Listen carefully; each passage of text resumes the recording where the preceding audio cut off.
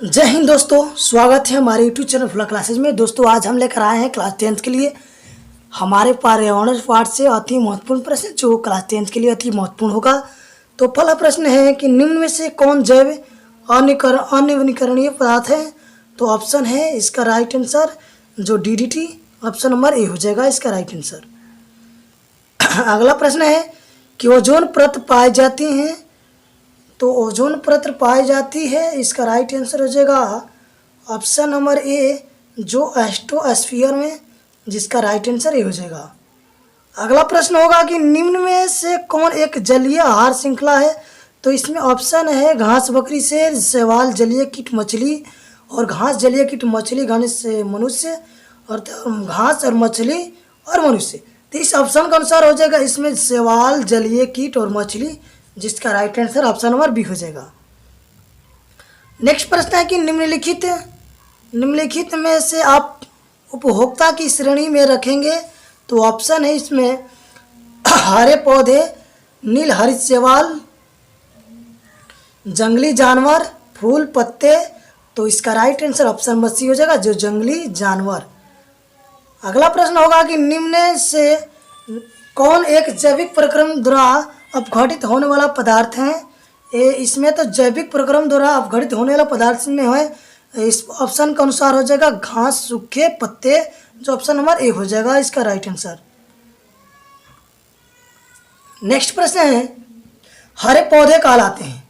तो हरे पौधे को कहते हैं हम लोग उत्पादक, जिसका right answer option number A हो जाएगा।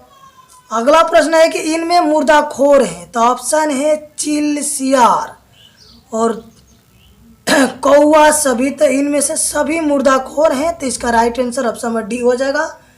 अगला प्रश्न है कि निम्नलिखित में कौन अजैव निम्नकरणीय है। तो अजैव जो कहते हैं इससे जो नाश नहीं होता है, तो इसमें इसका right answer option number D हो जाएगा जो प्लास्टिक को अजैव अनिम्नकरणीय कहते हैं। अगला प्रश्न है कि निम्नलिखित में कौन से पर्यावरण का जैविक घटक नहीं है।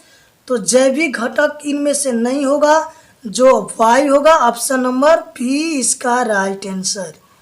नेक्स्ट प्रश्न की ओर बढ़ेंगे कि निम्न में से कौन सा जैव अनवीकरणीय प्रदूषक है। तो ऑप्शन देख लेते हैं इसका क्या है। गोबर गैस, प्लास्टिक, पानी, कागज। तो इसका राइट आंसर हो जाएगा ऑप्शन नंबर बी जो प्लास्टिक हो जाएगा। नेक्स्ट प्रश्न है कि प्राकृतिक ऊर्जा का मुख्य स्रोत है। तो प्राकृतिक ऊर्जा का मुख्य स्रोत है जो सूर्य होता है, जिसका right answer option number B हो जाएगा सूर्य। नेक्स्ट प्रश्न है कि निम्नलिखित में से कौन स्थलीय परितंत्र नहीं है। तो ऑप्शन है इसमें स्थलीय परितंत्र नहीं है जंगल, एक्वेरियम, घास के मैदान। तो इसका राइट आंसर हो जाएगा ऑप्शन नंबर बी जो एक्वेरियम। अगला प्रश्न है कि CFC है। तो CFC का पूरा नाम पूछ रहा है। तो CFC का पूरा नाम होता है क्लोरोफ्लोरोकार्बन, जो ऑप्शन नंबर ए हो जाएगा इसका राइट आंसर। नेक्स्ट प्रश्न है कि मृत शरीर को पचाने वाले जीवों को कहते हैं। तो मृत शरीर को पचाने वाले जीवों को अपघटक जीव कहते हैं, जो ऑप्शन नंबर बी हो जाएगा इसका राइट आंसर। नेक्स्ट प्रश्न है 15 नंबर प्रश्न है कि वनों की कटाई का परिणाम होगा। तो वनों की कटाई का परिणाम होगा कि यदि कम वर्षा होगा, भूस्खलन होगा, भूमि अपरदन तथा बाढ़ होगा। तो इनमें से सभी होगा, जिसका right answer option number D हो जाएगा। नेक्स्ट प्रश्न है कि जैव वातावरण में शामिल है। तो जैव वातावरण में मृदा, जल तथा वायु, जंतु, पौधे और तथा मनुष्य, सूर्य का प्रकाश, वायु, वर्षा, इनमें से कोई नहीं। तो इसका right answer option number B हो जाएगा जो जंतु, पौधे तथा मनुष्य इसमें शामिल है। नेक्स्ट प्रश्न होगा 17 नंबर प्रश्न है कि वैसे जीव पौधे एवं जंतु दोनों का भक्षण कहलाते हैं, उसे सर्वभक्षी कहते हैं, जो ऑप्शन नंबर सी हो जाएगा इसका राइट आंसर। नेक्स्ट प्रश्न है कि जीवाणु एवं कवक कहलाते हैं। तो जीवाणु एवं कवक कहलाते हैं, इसका right answer option number B जो अपघटक होता है, जिसका right answer option number B हो जाएगा। 19 नंबर प्रश्न होगा सौर ऊर्जा जीवमंडल में निम्न में से किसके द्वारा प्रवेश करती है। तो ये हरे पौधे के द्वारा प्रवेश करती हैं, जो ऑप्शन नंबर ए हो जाएगा। दोस्तों वीडियो अच्छा लग रहा है तो चैनल को सब्सक्राइब करें और लाइक करें, दोस्तों के साथ शेयर करें।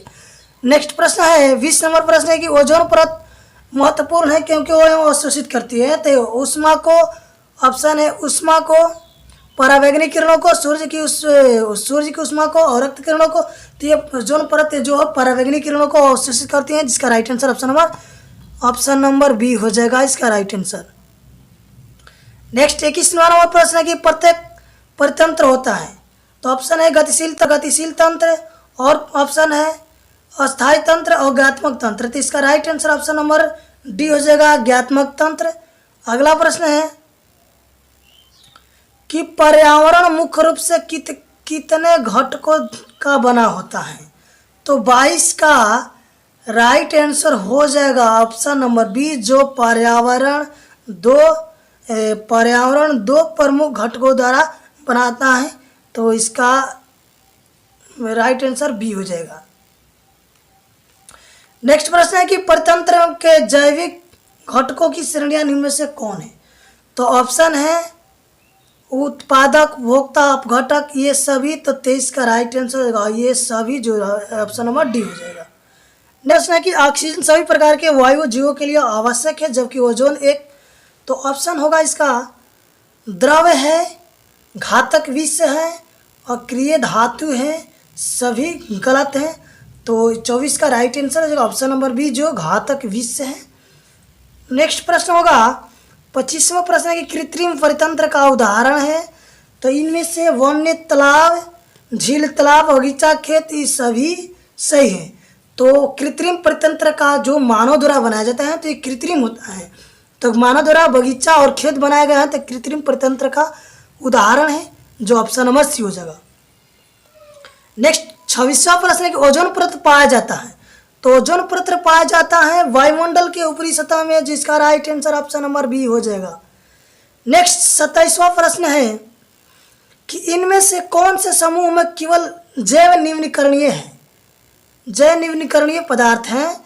तो ऑप्शन है घास, पुष्प तथा चमड़ा, घास, लकड़ी तथा प्लास्टिक, फलों के छिलके एवं केक एवं नींबू का रस, केक, लकड़ी एवं घास। तो इसका राइट आंसर होगा 27 का घास, पुष्प तथा चमड़ा, जिसका right answer option number A. अगला प्रश्न है, दोस्तों के साथ शेयर करते रहे वीडियो। अगला प्रश्न है कि निम्न में से कौन आहार श्रृंखला का निर्माण है। तो घास, गेहूं तथा आम, घास, बकरी तथा मानव, बकरी तथा गाय, बकरी, गाय तथा हाथी, घास, मछली तथा बकरी।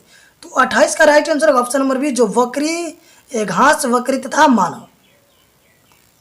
29 नंबर प्रश्न है कि वन पारिस्थितिकी तंत्र में हिरण होते हैं।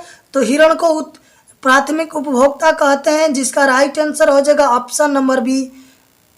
नेक्स्ट प्रश्न है 30वां प्रश्न है कि जीवमंडल में ऊर्जा का एकमात्र स्रोत है। तो जीवमंडल में ऊर्जा का एकमात्र स्रोत है जो सूर्य का प्रकाश है। अगला प्रश्न है कि घास स्थलीय परितंत्र में उत्पादक है। तो घास स्थलीय परितंत्र में उत्पादक है। तो 31 का right answer option number A, जो घास होगा ऑप्शन नंबर ए हो जाएगा। 32वां प्रश्न है कि ओजोन के अणु में ऑक्सीजन के कितने परमाणु होते हैं। तो जो ऑक्सीजन के कितने परमाणु होते हैं, तो ओजोन का रासायनिक सूत्र O3 होता है। तो इसमें वो जो होगा ऑक्सीजन के कितने परमाणु, तो 3 हो जाएगा। इसका right answer option number B. Next 33वां प्रश्न है कि अपघटक का उदाहरण है। तो 33 है, जो ऑप्शन नंबर ए हो जाएगा कवक। अगला 34वां प्रश्न है कि चिपको आंदोलन का मुख्य उद्देश्य संरक्षित करना था। तो चिपको आंदोलन का मुख्य स्रोत था संरक्षित करना वृक्षों का, जो ऑप्शन नंबर बी हो जाएगा। 35 नंबर प्रश्न है कि पर्यावरण के अंतर्गत आते हैं। तो पर्यावरण के अंतर्गत जैवमंडल, स्थल मंडल, जैवमंडल, इनमें से सभी। तो 35 का राइट आंसर इनमें से सभी हो जाएगा। अगला प्रश्न है 36वां प्रश्न है कि जैव घटक के उदाहरण है। पौधे, मनुष्य, एवी, इनमें से कोई नहीं। तो 36 का right answer option number C होगा, मनुष्य होगा। नेक्स्ट प्रश्न है 37वां की उत्पादक पर निर्भर रहने वाले जीव कहलाते हैं। तो 37 का right answer option number A, जो बी हो जाए ए हो जाएगा उपभोक्ता। जो उत्पादकों पर निर्भर रहते हैं उसे उपभोक्ता कहते हैं। नेक्स्ट 38वां प्रश्न है कि उपभोक्ता की कितने श्रेणियों में बांटा गया है। तो उपभोक्ता को कितने श्रेणियों में बांटा गया है, 2 या 4 है। और ऑप्शन है और ऑप्शन है 3, 5। तो इसका राइट आंसर होगा ऑप्शन नंबर 3, जो उपभोक्ता को 3 श्रेणियों में बांटा गया है।